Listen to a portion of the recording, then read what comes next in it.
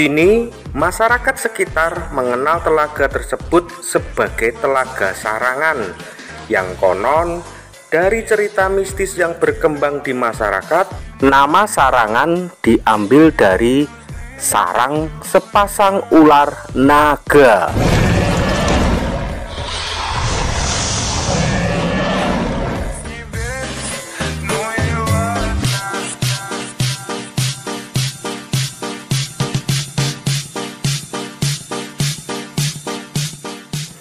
Telaga Sarangan. Telaga Sarangan terletak di bawah kaki Gunung Lawu pada ketinggian 1200 meter di atas permukaan laut. Tepatnya berada di Kecamatan Plaosan, Kabupaten Magetan, Jawa Timur. Telaga Sarangan dikenal juga dengan nama Telaga Pasir. Nama Telaga Pasir ini tak lepas dari cerita mistis yang menjadi latar belakang cerita dari terbentuknya telaga ini.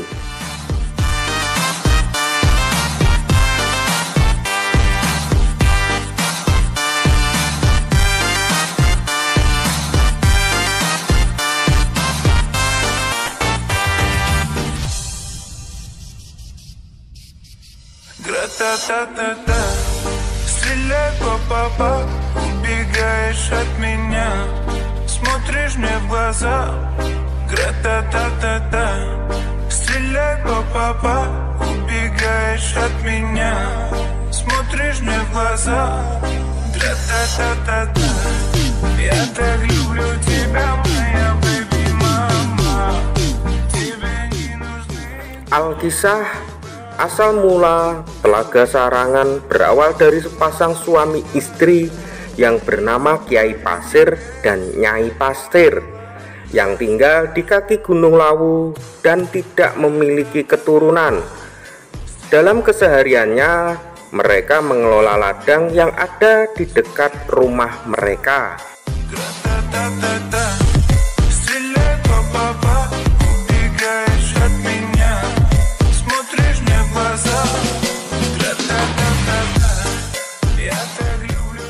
Pada suatu hari, seperti biasa, Kiai Pasir berangkat ke ladang untuk membuka lahan bercocok tanam yang baru.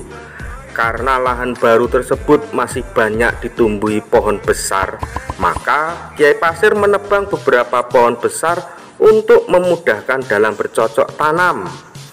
Sampai pada suatu saat, sorot matanya tertuju pada sebuah telur yang ada di bawah pohon besar yang hendak ia tebang.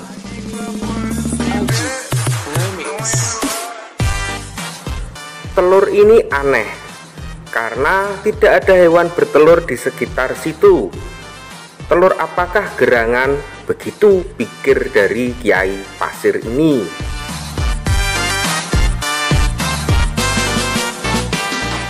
Karena lelah dan lapar, Kiai Pasir akhirnya membawa pulang telur tersebut ke rumah dan minta dimasakkan oleh istrinya. Nyai Pasir memasak telur tersebut dan setelah memasak diberikan separuh untuk suaminya dan sisanya dia makan sendiri.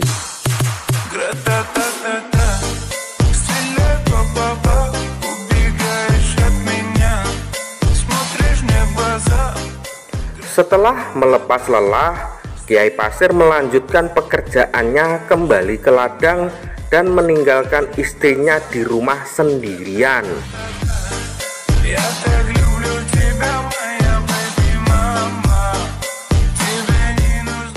Sesampainya di ladang, Kiai Pasir yang baru beberapa kali mengayunkan cangkulnya tiba-tiba saja merasa pusing. Matanya berkunang-kunang dan tubuhnya terasa gatal serta panas sekali. Semua tubuh sudah digaruk, namun tak kunjung reda. Karena tidak kuat, Kiai Pasir sampai jatuh terguling-guling di tanah untuk mengurangi rasa gatal di tubuhnya. Namun, Hal itu juga tak berpengaruh dan tidak mengurangi rasa gatal di tubuhnya.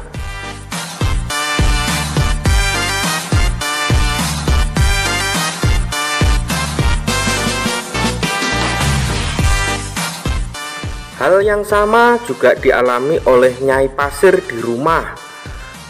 Sehabis memakan telur separuh tadi, Nyai Pasir juga merasa tubuhnya panas dan gatal sekali di sekujur tubuhnya. Karena tidak kuat, dia berlari ke ladang bermaksud meminta tolong suaminya. Betapa terkejutnya Nyai Pasir setelah sampai di ladang, dia tidak menemukan suaminya. Dan dia melihat seekor ular besar berguling-guling di tanah seolah-olah sedang merasakan kesakitan. Ternyata Kiai Pasir sudah berubah menjadi ular naga besar yang terus berguling membuat putaran lubang di tanah yang lama-kelamaan kian membesar.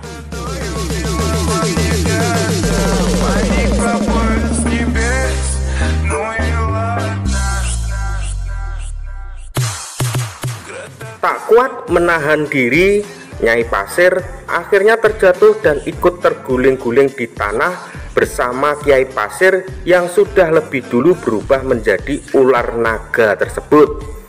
Tubuh Nyai Pasir lambat laun juga berubah menjadi ular naga besar, sama seperti yang dialami suaminya.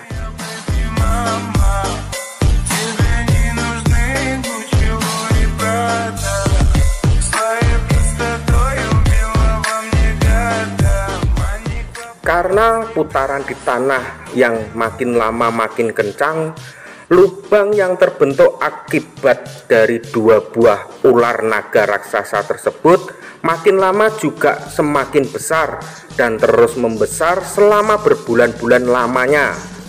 Lubang bekas putaran Kiai Pasir dan istrinya yang sudah berubah menjadi ular naga tersebut akhirnya semakin dalam dan mengeluarkan air lama-kelamaan makin deras hingga akhirnya penuh sampai akhirnya membentuk sebuah telaga.